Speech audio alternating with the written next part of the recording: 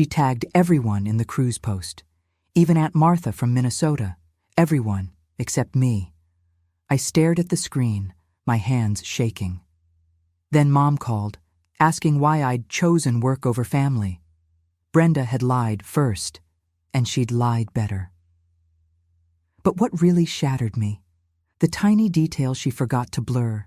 She'd used our dead father's trust, the one meant for both of us, to fund her dream vacation and erase me from it. I wasn't just excluded. I was robbed. That's when I took the screenshot. Not to argue, not to cry, just to send it to her husband with 6 quiet words. You should see the funding source. He called me minutes later. His voice was shaking. What he said next changed everything. My name is Laura Whitaker, and I'm 45 years old. Each morning starts the same. Just me in my tidy townhouse kitchen, watching steam curl from my coffee mug, while my phone chirps with endless family needs. My younger sister Brenda, the one I've bailed out of every crisis since childhood, still messages daily for help, while her husband Mark thinks nothing of texting at midnight for resume advice. At holiday dinners, I'm the one who pays half the bill and serves dessert, while Brenda, my perpetually needy sister, basks in family attention. 20 years in human resources taught me to spot fine print and keep receipts, skills that make nervous people tell the truth. The steam from my morning coffee rises in perfect spirals, a borrowed piece I know won't last. But let me start from the beginning. I was halfway through my Tuesday morning email triage when my phone lit up with Brenda's text. 6 words that hit like a sledgehammer. The family cruise is booked without you. My coffee went cold on my desk as I stared at those words. You know that feeling. When your stomach drops and your throat gets tight, that's where I was. I'd been carefully planning my PTO around this trip for months, marking lunch hours to research shore excursions, even started a special savings account.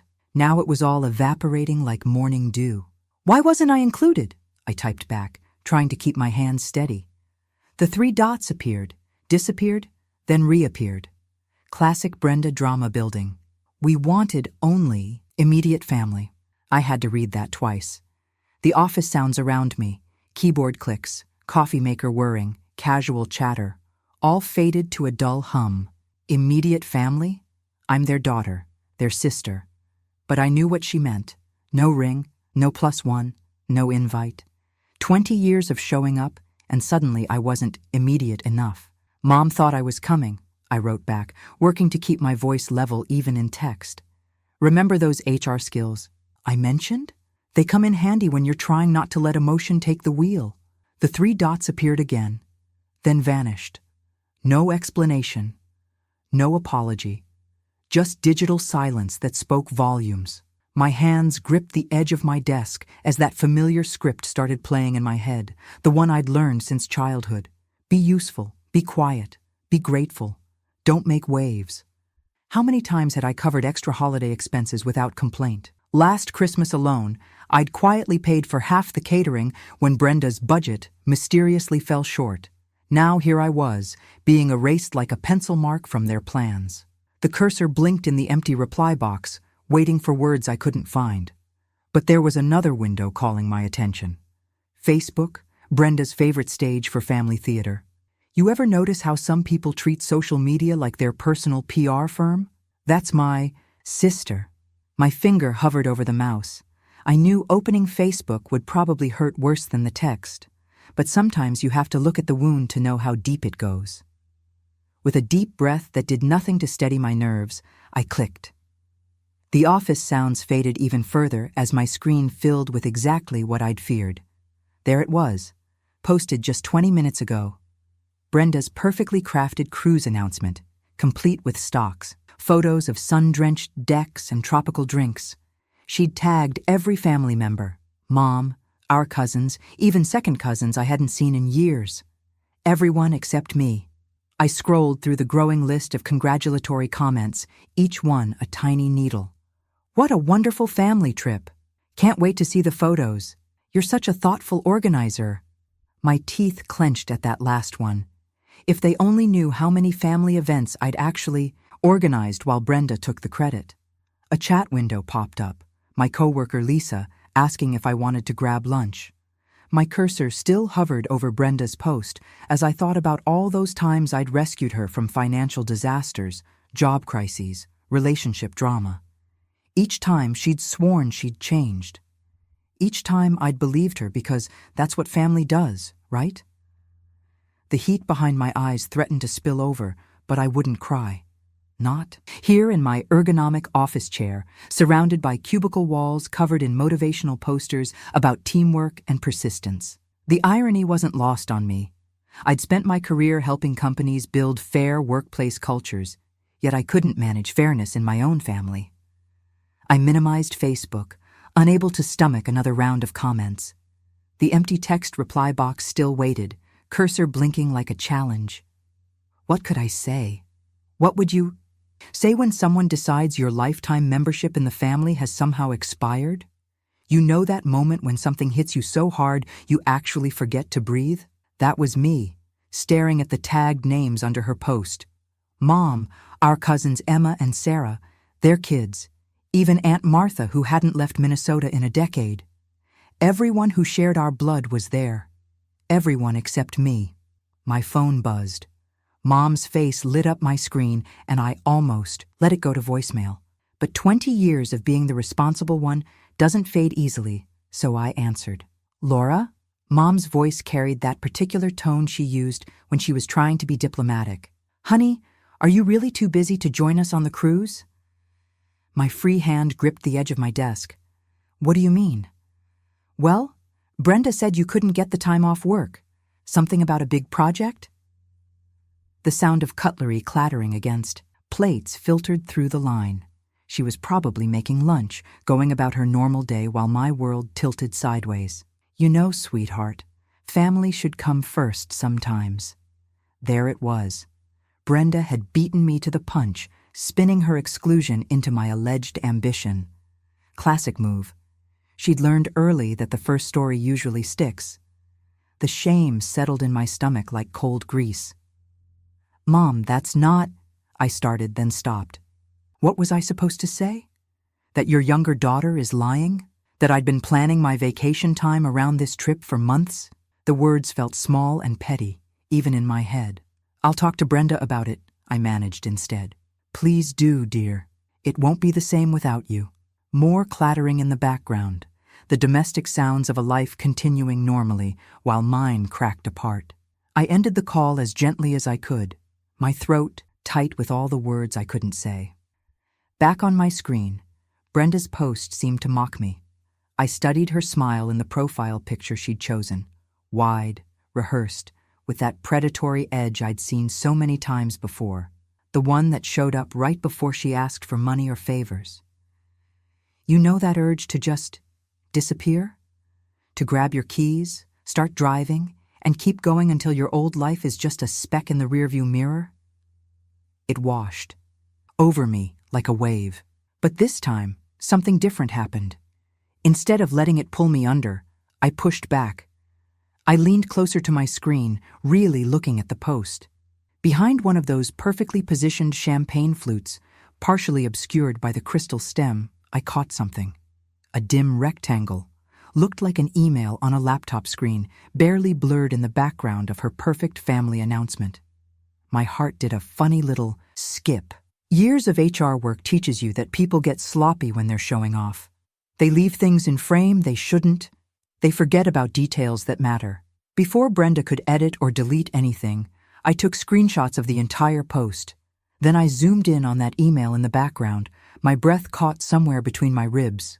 Ever have one of those moments where you can feel the tide turning? Where you spot something small that might just change everything? That's exactly what was happening as I stared at that blurred rectangle hiding behind the champagne flute. Something in my gut told me this wasn't just about a family cruise anymore. This was about finding out exactly what else Brenda might be hiding. Ever notice how the real story often hides in the fine print? That's something you learn quick in HR. The devil's not just in the details. He's got a penthouse suite. There. I enlarged that blurred email until the pixels started to separate. My screen looked like one of those abstract paintings they hang in dentist offices, but I could make out enough. The confirmation header, some booking codes, and there, in that merchant text block, something that made my coffee go cold in my stomach.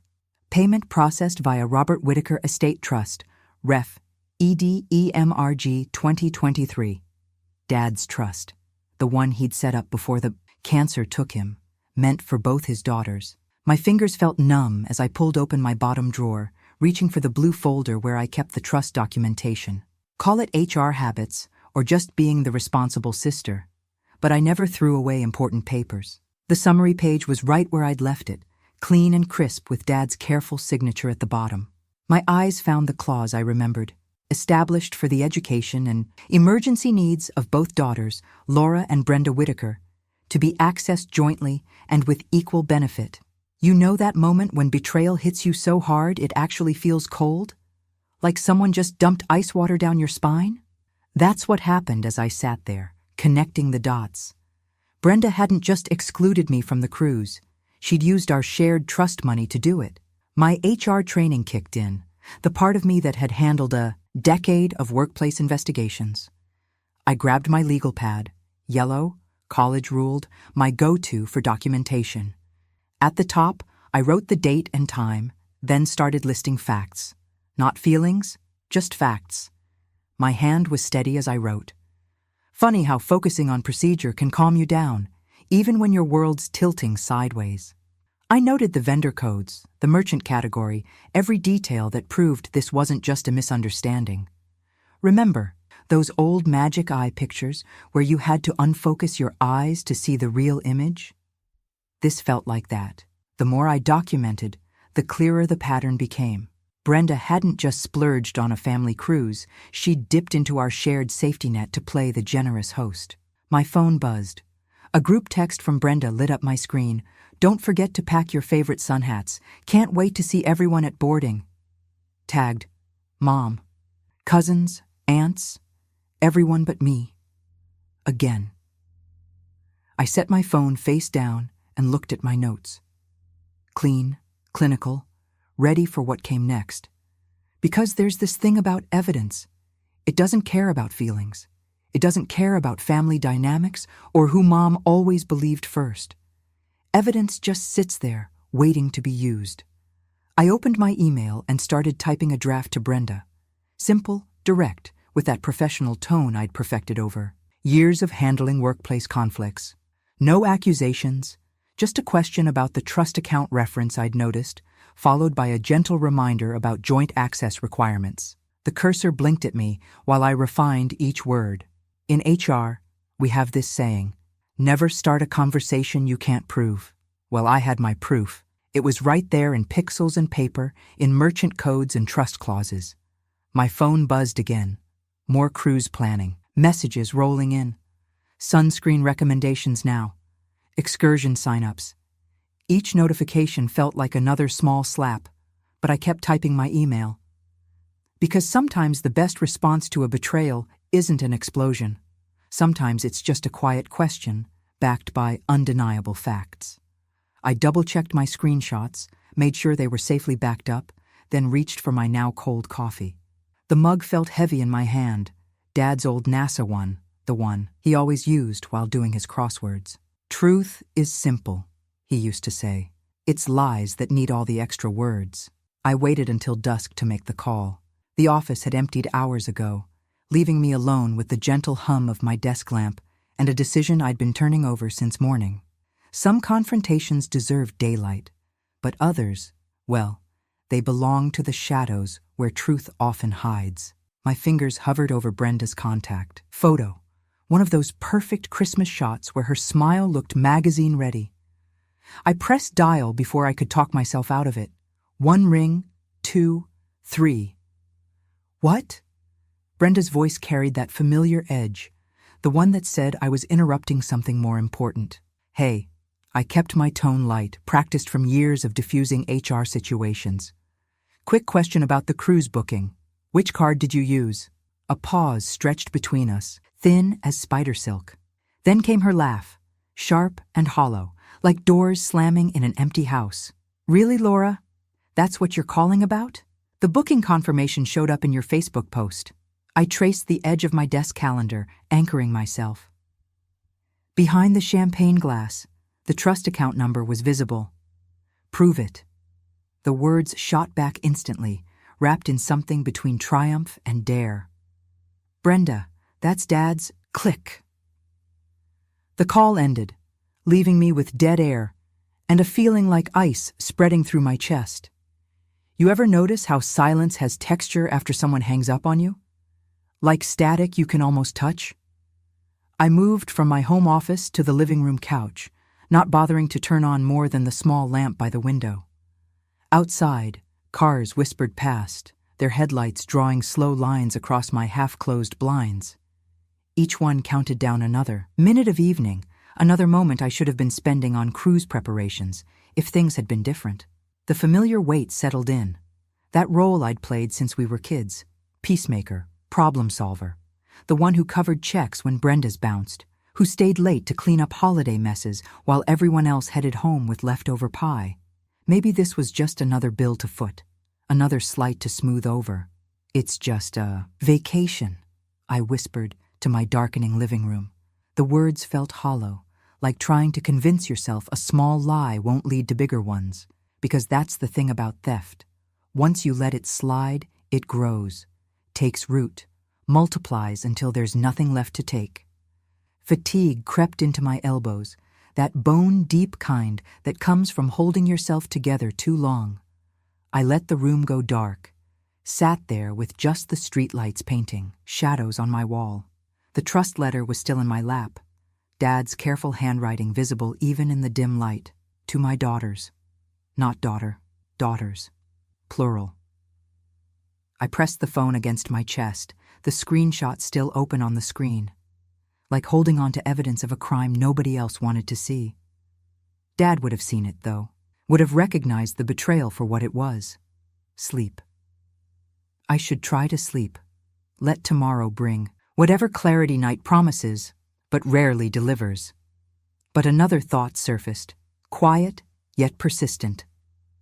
If Brenda would steal from her sister, what else might she be capable of? What other accounts might have suspicious transactions? Who else might be sitting in their own dark room, adding up numbers that didn't match? Mark, her husband, the one who always asked me to review his resume, who seemed to trust my judgment even when Brenda dismissed it. My fingers moved before my courage could fail, opening a private message window. The screenshot attached with a soft swoosh, followed by 3 careful words. We should talk. I hit send and set the phone face down, my heart hammering against my ribs like it was trying to escape what I'd just done. Sometimes the bravest moves feel exactly like betrayal, until you remember which side of the truth you're standing on. Traffic kept counting down, the evening, but now each passing car felt like a timer starting, not stopping. The question wasn't if Mark would respond, but when. The clock on my microwave blinked 9:07 when I finally made my move. My thumb hovered over the send button for 3 deep breaths before pressing down. The screenshot flew to Mark with 6 careful words. You should see the funding source.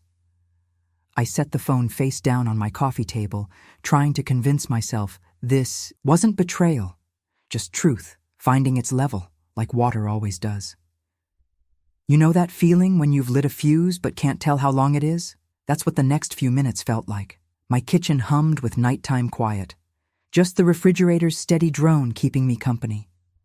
I'd skipped dinner, my stomach too knotted for food. The last time I felt this way was during my first big HR investigation, when proving someone's guilt meant ending their career. Necessary, but never easy. The phone's screen flashed against the wooden table, lighting up my ceiling like heat lightning. I turned it over slowly, half expecting Brenda's name. Instead, Mark's message glowed back at me. Can we talk? Now? My fingers trembled slightly as I dialed. 1 ring, then his voice came through, careful and strained, like someone walking on broken glass. Laura. He paused, and I could hear him, moving away from background noise, probably heading to his home office. The numbers. Lately they haven't added up. I thought I was just missing something. The cruise booking came from Dad's estate trust, I said, keeping my voice steady. I can see the merchant code and account reference clear as day in that photo. The trust agreement requires both sisters to benefit equally. Remember that feeling I mentioned about fuses? This was the moment it reached the powder keg. Dead silence filled the line, followed by a heavy thud that could have been Mark dropping into his chair or his hopes hitting the floor. He stopped, started again. Could you send me time-stamped copies of everything you have? Another pause. I need to look at some things on my end. I'll email you what I've found, I replied, keeping my voice HR neutral. Just the facts, dates, merchants, and the trust's fiduciary clause. Nothing more. Right. The word came out like he was speaking around something stuck in his throat. I'll be in touch. Soon. The call ended, and I set my phone down with hands that had stopped shaking. You ever notice how truth feels? It's like gravity. Always there, just waiting for someone to step off a ledge and prove it exists. My living room felt different now, more solid somehow. The floor had stopped tilting under my feet for the first time since Brenda's morning text. I'd spent decades keeping secrets to keep peace, but evidence doesn't ask for permission to exist. It just is. I picked up my phone one last time, setting an alarm for midnight. Mark would either find what he was looking for or he wouldn't. But either way, the old rules of silence were done. Like Dad used to say when he caught us in childhood lies, truth doesn't need defenders, just witnesses. Moving to my kitchen window, I watched the streetlights flicker on one by one. Each one felt like another piece of clarity cutting through Brenda's careful shadows, the same shadows I'd helped maintain for years, with my silence. The refrigerator hummed behind me, counting down minutes until midnight, until Mark's next move, until whatever came next. My phone's alarm yanked me from a fitful sleep at 6:11 a.m. A new email from Mark sat waiting. Subject line: review immediately. The attachment was encrypted. Classic Mark, always careful with sensitive data. Guess those resume tips about cybersecurity had stuck after all. You know that moment when you're about to open something that'll change everything? Your hand gets a little shaky, like it knows before your brain does. I took a slow sip of yesterday's cold coffee and clicked. The folder unzipped to reveal a dozen bank PDFs, each one labeled with dates and account numbers. I started scrolling, and my HR instincts kicked in. You don't spend 20 years handling workplace investigations without developing a system. Red flags jumped out like they were highlighted, transfers from their joint savings flowing neat and steady into some third-party card I'd never seen before. The purchases told their own story. Excursion packages, designer handbags, sweet upgrades that cost more than my monthly mortgage. Each one a little betrayal, lined up in rows of numbers and dates. The timeline stretched back weeks before Brenda's Facebook brag. This wasn't impulse spending, it was a campaign. Mark's note at the bottom was brief. More to find. Keep quiet for now. I pulled out my legal pad, the yellow one I use for serious documentation, and started building the chain. Every transaction got its own line, every screenshot its own reference number. Years of HR work had taught me the power of clean records. Nothing kills a denial faster than dated, labeled proof. Remember those old library card catalogs? That's what my dining room table looked like by 7 a.m. Each piece of evidence laid out in chronological order, cross-referenced against Brenda's social media timeline. I could trace the pattern now. Withdraw, spend, post, repeat, like watching someone dig a hole and call it success. The external hard drive I keep for backing up tax documents came in handy. Everything got duplicated, triple-checked, and safely stored. You don't leave evidence this important in just one place. That's another lesson from HR work.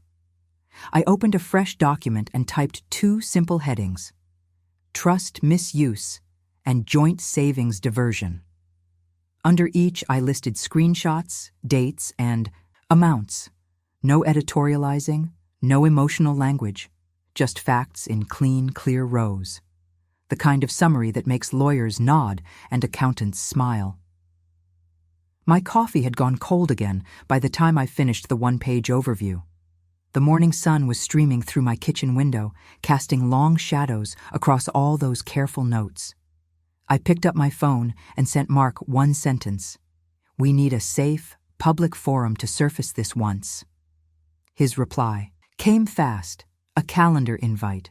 Brenda's upcoming family Zoom call, the one she'd been hyping all week to share cruise photos. I remembered her exact words in the group text. "Everyone needs to see these amazing memories." Well, they'd see something, all right. I leaned back in my chair, really thinking it through. The risks were obvious. Public humiliation if I miscalculated, family backlash if I fumbled the delivery, flat denial if the proof wasn't airtight. But the reward? Pure sunlight. Clarity in front of witnesses. No more shadows to hide in. No more stories to twist. That's when Dad's old desk calendar caught my eye, still hanging on my wall years after we cleaned out his study. He'd written, "Truth needs daylight" on every Sunday square, like a reminder to himself, or maybe, looking back, like a reminder to me. I circled the Zoom date on my own calendar, drawing the line so hard it left an impression on the next page. Some things need to leave a mark to be remembered. Running my fingers over the stack of labeled evidence, I felt the weight of every receipt, every transfer, every careful lie. The same hands that had held Brenda through countless crises were now holding proof of her betrayal. But this time, they weren't going to let go until the truth had its say. I opened my laptop and started a new folder labeled Zoom Presentation. Sometimes the hardest choices are also the clearest ones. For the next 3 days, Mark and I kept our messages clinical. Documentation received. Timeline confirmed. Folder secured. The kind of exchanges that wouldn't raise eyebrows if Brenda happened to glance at his phone.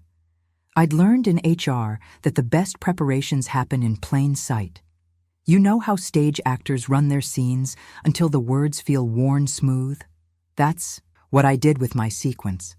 Trust clause first, Dad's careful wording about joint benefit and shared responsibility. Then Brenda's Facebook post, that glossy declaration of family love with my name conspicuously absent. The booking confirmation would follow, that damning fine print now crystal clear. Finally, the transfer records, each one labeled with account owners and timestamps that couldn't be disputed. I practiced the pauses too. The moments of silence that would let each revelation sink in. 20 years of handling workplace confrontations had taught me that silence does more work than words ever could. Remember those debates in high school where you had to anticipate your opponent's moves? I mapped out Brenda's likely plays. She'd start with gaslighting, "You're imagining things," or "That's not what it shows." When that failed, she'd mock the evidence. "It's just a booking detail," or "You're being dramatic." Finally, she'd try to pivot, probably to some old grievance she could use as smokescreen. I prepared timestamps and account details for each potential denial. I called Mom on Wednesday, keeping it simple. "The Zoom meeting tomorrow night, it's important everyone attends." She started to ask why, but I held firm. "Trust me on this one, Mom. Some things need to be seen by everyone at once." The less detail she had, the more genuine her reactions would be. That afternoon, I printed everything in triplicate. One set for my desk, one for my bag, one sealed in an envelope and stored in my fireproof box. I'd learned that lesson the hard way after a workplace investigation where key files mysteriously disappeared overnight. The thumb drive with the digital copies went into my crossbody bag, the one that stays with me like a second skin. Timing mattered. Brenda would open with her highlight reel. Those carefully curated photos of sun-soaked luxury she'd been teasing all week. I'd let her finish, let her build that castle in the air. The contrast would only make the truth stand taller. In HR, we have a saying, tone carries consequence. I chose mine carefully, the measured cadence of an auditor presenting findings. No anger, no accusation, just facts arranged in clean lines. The kind of delivery that makes numbers do the heavy lifting. Dad used to tell me, half of winning is looking steady. I pulled up my laptop's camera and studied my reflection. Adjusted the desk lamp until the shadows softened. Practiced lowering my chin just slightly. It reads as composed rather than confrontational. The woman in the preview window looked back at me with quiet certainty. I ran through my breathing exercises. 4 counts in, 8 counts out. The same pattern I'd used before big presentations or difficult termination meetings. Let the oxygen steady my voice, calm my hands. Taking out Dad's trust document, I whispered the key clause aloud, held in equal benefit for both daughters, to be accessed with mutual consideration and transparent intent. The words felt solid, like river stones worn smooth by time. My kitchen clock showed 6:57, 3 minutes until the Zoom link went live. I touched the stack of evidence one last time, each page a step toward clarity. The laptop hummed softly, ready to carry truth across the digital divide. Remember those moments before a thunderstorm, when the air gets heavy with waiting? That's what my living room felt like. Everything in place, every detail checked, just waiting for the clouds to break. The clock's minute hand clicked forward. One more breath, one more truth to tell. You know that moment when you're about to step onto a stage and everything gets real quiet? That's what it felt like when I clicked that Zoom link at exactly 7 p.m. Little rectangles of family faces started popping up one by one, like a digital family album coming to life. "Laura, so good to see you!" Aunt Marie's voice crackled through my speakers. I waved back, noting how she still had that same ceramic rooster collection lined up behind her desk. Some things never change, do they? Mom appeared in her usual spot at the kitchen table, Dad's favorite photo visible on the shelf behind her, the one from his fishing trip where he's holding up that massive pike, grinning like he'd won the lottery. My throat tightened a bit at the sight of it. "Everyone ready for some sunshine?" Brenda's voice burst through, way too cheerful. She'd set up in her home office, wearing what looked like a new silk blouse, probably another hidden purchase. The opening notes of Margaritaville started playing as she shared her screen. Of course she'd add a soundtrack. First up, our arrival day. She clicked through photos of gleaming ship railings and crystal blue waters. "Here's the welcome champagne in our suite." Another click. "And look at this sunset from the first night." I kept my expression neutral, the way I do during workplace mediations. Let her build it up. The higher the castle, the harder the fall. "Oh, this was my favorite spot," she gushed, showing a shot of herself lounging on a deck chair, designer sunglasses perched just so. "I posted this one on Facebook. Everyone loved it." There it was, the same image that had started this whole unraveling. I counted to 3 in my head. "Brenda?" I kept my voice light. "Would you mind if I shared something quick? Just a small clarification. 30 seconds, tops." She hesitated. Just a microsecond, but I caught it. "Oh, sure, go ahead." I shared my screen, starting with the trust document. I thought everyone should see this first. I highlighted Dad's careful wording about joint benefit. Simple, clear, undeniable. Next slide, Brenda's Facebook post, that carefully crafted brag. I heard someone, probably Cousin Rachel, inhale sharply. And here's something interesting in the background of that photo. I zoomed in on the booking confirmation email, the trust account number crystal clear. See that funding source? The silence felt physical. I watched faces across the grid lean closer to their screens. Uncle Pete took off his glasses and squinted. Mom's hand went to her throat. "For context," I continued, voice steady as a surgeon's, "here are the bank records." The transfer documents appeared, each one dated and labeled. You'll notice the pattern of withdrawals from both the trust account and Mark and Brenda's joint savings. Someone muttered, "Jesus Christ," might have been Aunt Marie. I clicked to my final slide, stark white with those 3 black letters. Questions? Then I did what I've learned works best in moments like these. I shut up. Completely. Let the evidence speak for itself. The music had stopped. Brenda's smile had frozen into something that looked more like a grimace. Faces in those little Zoom boxes showed everything from shock to confusion to dawning understanding. I waited, keeping my breathing even, letting the stillness grow thick and heavy. In HR, we call this the moment of impact, that space between revelation and reaction where truth sinks in and takes root. The only sound was a faint echo of someone's TV in the background, the words indistinct, but the tension perfectly clear. 20 faces in 20 rectangles, all processing what they'd just seen, all realizing that the glossy cruise photos had been built on stolen dreams. I kept my eyes steady, my expression professional. The same look I wear when presenting audit findings or delivering difficult news. Let them see calm certainty rather than triumph or anger.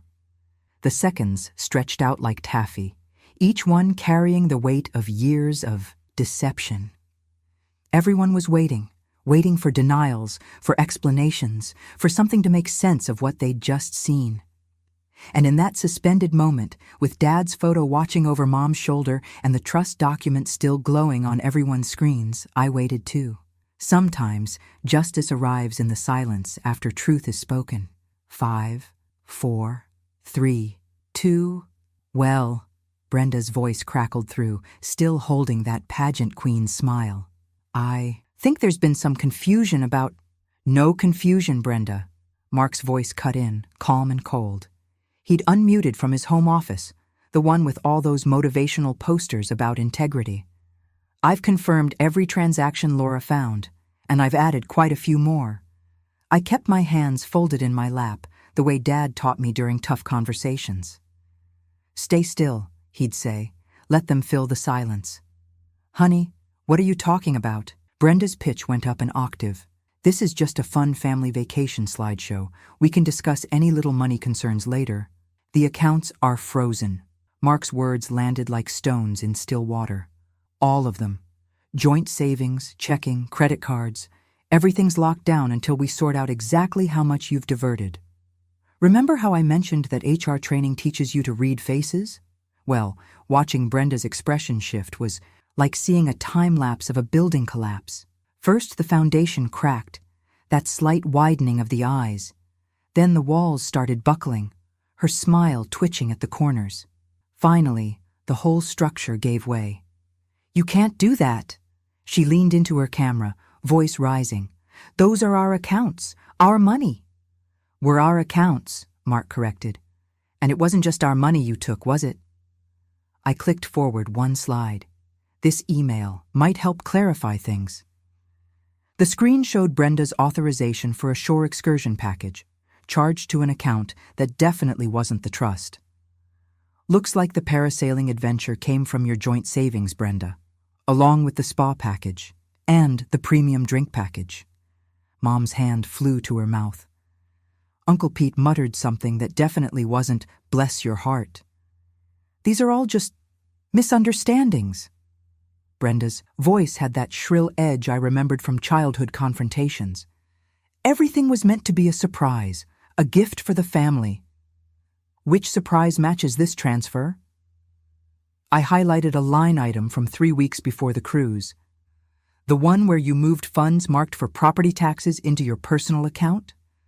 The silence that followed felt like the moment before a thunderstorm breaks.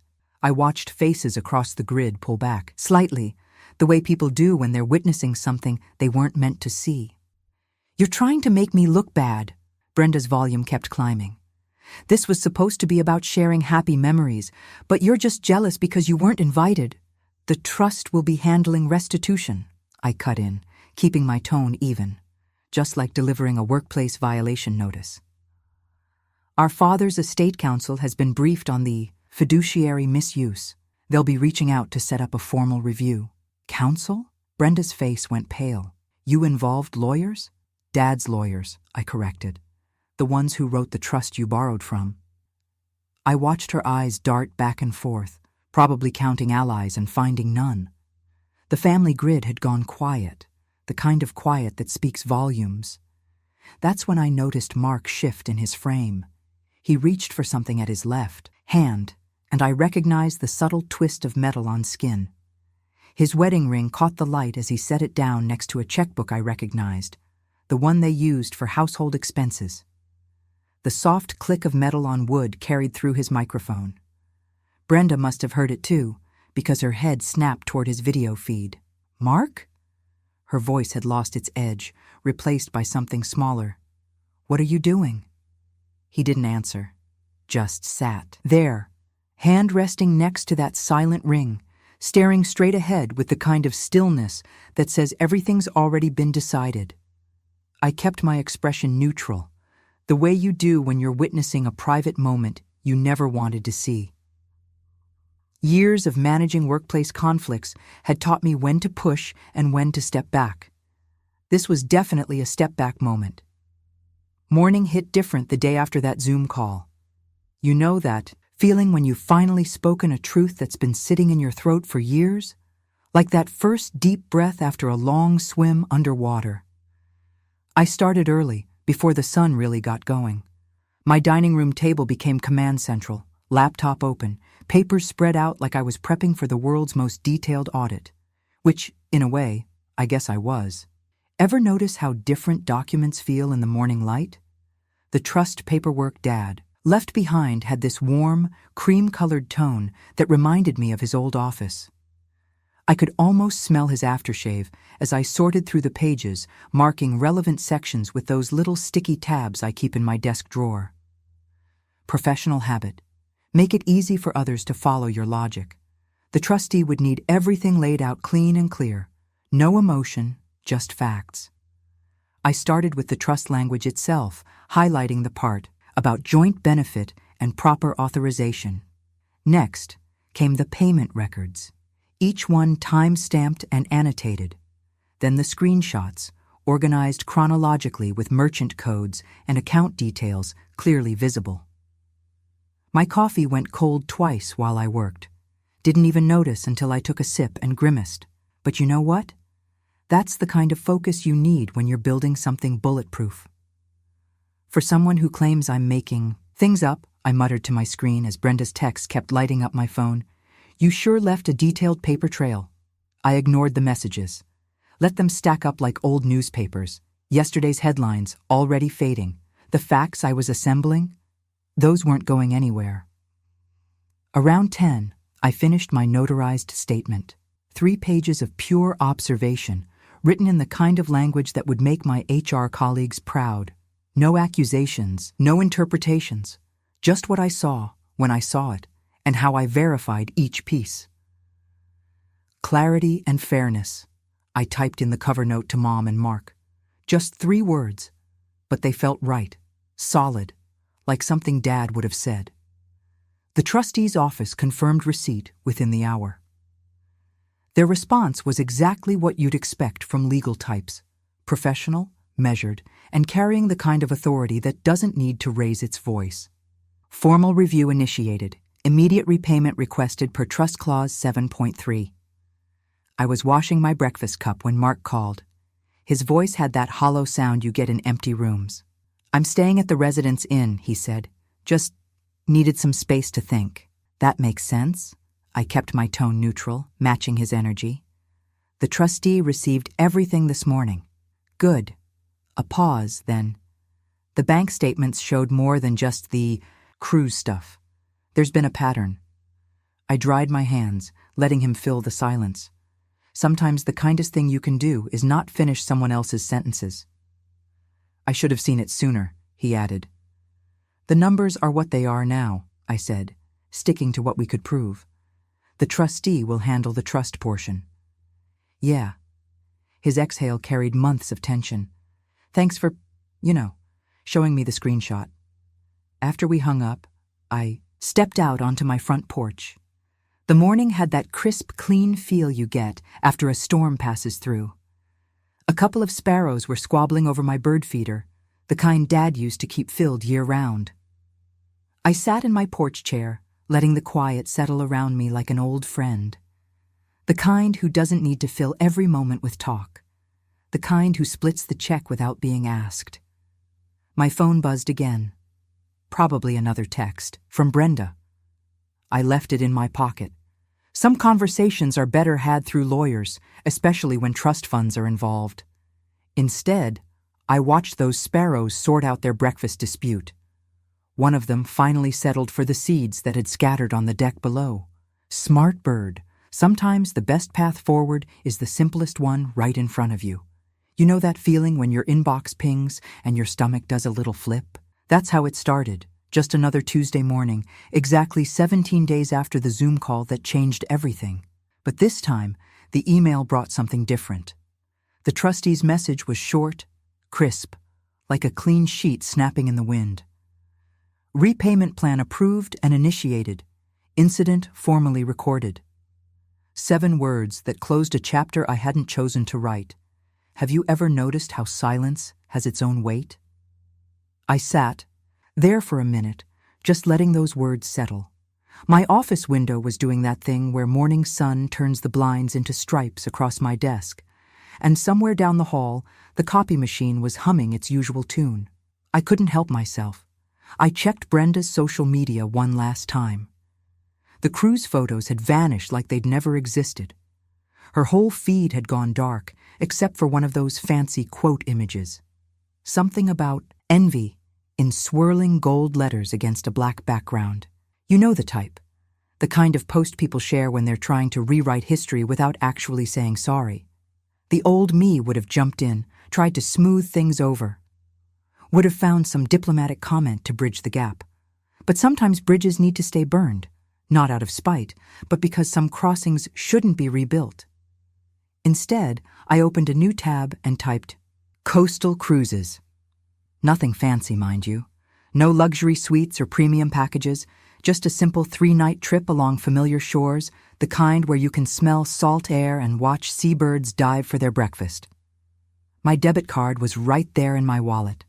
Funny how different it feels, spending your own money instead of covering someone else's tab. The confirmation page popped up with that satisfying little ding, and I felt something shift inside, like finally setting down a heavy bag you'd been carrying too long. "Hey, Mom," I said when she picked up. My voice came out steady, comfortable. "Just booked myself a little getaway, 3 nights on the Atlantic Star." "By yourself?"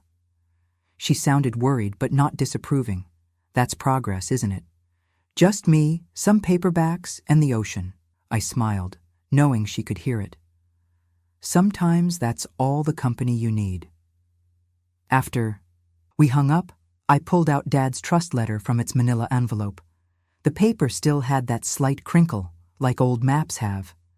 Remember how Dad used to fold his important documents just so, making sure the creases lined up perfect? I smoothed it one last time before sliding it into the fire safe beneath my desk.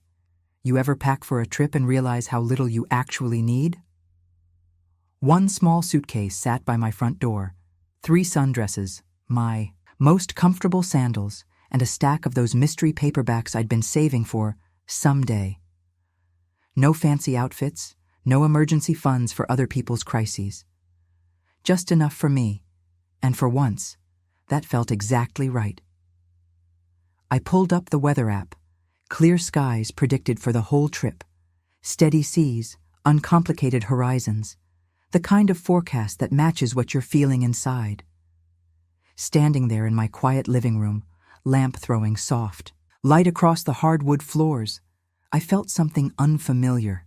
Not triumph, that's too loud a word. Not vindication, that carries too much weight. Just satisfaction.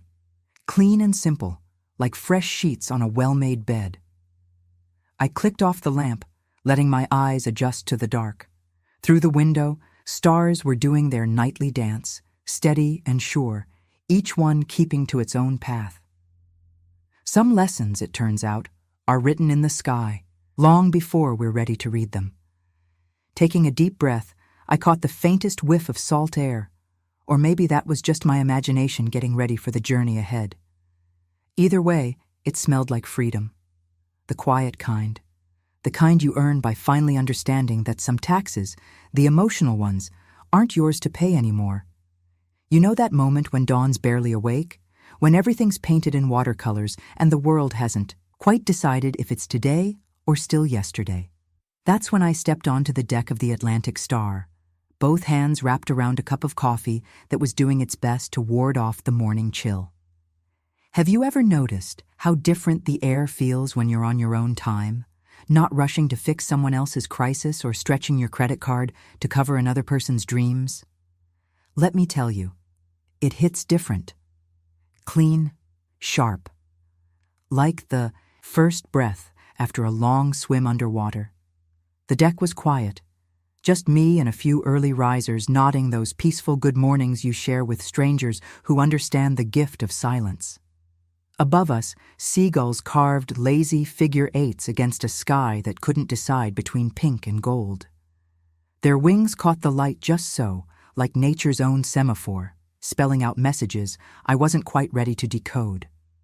Remember those family vacations, when you were kids? How the smallest boat felt like an ocean liner because everything was new and possible. This wasn't the luxury cruise Brenda had booked. No infinity pools or champagne towers. Just a modest vessel with clean lines and honest intentions. Kind of like the difference between a handshake and a show of hands, if you know what I mean. I found a spot near the railing where I could watch the shoreline start its slow retreat. Funny how distance works on water. You don't realize you're moving until suddenly familiar things look different. The harbor's edges softened, buildings merged into blocks of color, and all those sharp lines that usually define our days just dissolved. The coffee was just how I like it. Strong enough to mean business, but not trying to prove anything. Dad used to say you could tell a lot about people by how they take their coffee. Some folks, he'd say, need so much sugar and cream, they forget what coffee's supposed to taste like. Standing there, watching the sun climb higher, I thought about how right he'd been about more than just coffee. My phone buzzed once in my pocket. You know that moment of hesitation, when you're not sure if real life should be allowed to interrupt? But some messages matter, so I pulled it out, squinting against the morning glare. The trustee's email was brief, professional. First repayment received, cleared, documented. All proper and legal, like a full stop at the end of a very long sentence. Below that, a short text from Mark. Just coordinates, really. His new address, her new address. 2 pins on separate maps, as clean a cut as geography allows. Looking at those messages, I felt something shift inside, not guilt or triumph, just gravity finding its proper center. You ever watch a scale balance itself? How the weights settle into their true measure? Kind of like that. I slipped the phone back into my pocket and turned my attention where it belonged, to the water stretching out like possibilities. No drama out there, just waves doing what waves do, rolling through their ancient patterns without asking permission or offering apologies. The sun was properly up now, turning the sea into something between silver and blue. My coffee cup was running low. Amazing how the last sip always tastes different than the first, isn't it? More certain somehow. Like it knows exactly what it is and doesn't need to prove anything to anyone. Standing there, I thought about Dad's trust clause. Not the legal language, but the intent behind it. How he'd tried to build something fair and solid, like those breakwaters that keep harbors safe. Some boundaries aren't walls, they're foundations. It just takes a while sometimes to understand the difference.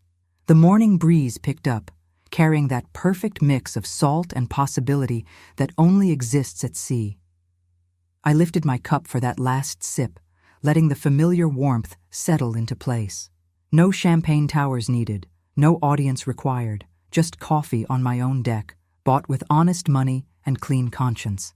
You know what thought hit me then? The kind that comes with such clarity it feels like it's been waiting years to be noticed. I smiled, tasting salt air and certainty, and whispered it to the waves. Greed always sails alone.